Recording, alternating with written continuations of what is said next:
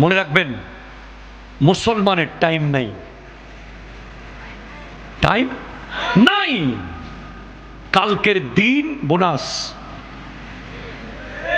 আজকে শেষ, কালকের দিন কি বোনাস। ধরেন সকালে ফজরের নামাজের টাইমে যদি ফেরেশতা এসে আপনাকে বলে, এই কালকে ফজরের নামাজ তোর শেষ নামাজ,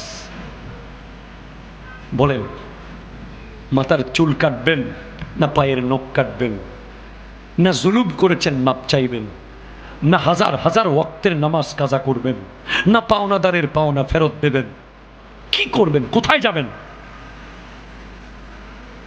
সেজন্য অল টাইম একেবারে পরিপাটি প্রস্তুত,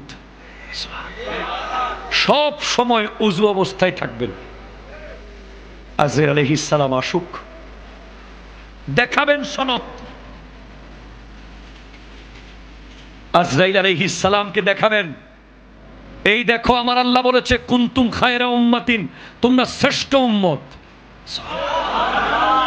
এই সনদ আমি রেখে দিয়েছি বরাবর, সুদের টাকা ধরি নাই সনদ ছিঁড়ে যাবে বলে, ঘুষের টাকা খাই নাই সনদে দাগ লাগবে তাই, জুলুম করি নাই সনদ ফুটো হয়ে যাবে, বেগানার দিকে তাকাই নাই সনদ ফুটো হয়ে যাবে, নামাজ ছাড়ি নাই, হালাল সৎ সত্যের পথে ছিলাম, নাও সনদ দেখো।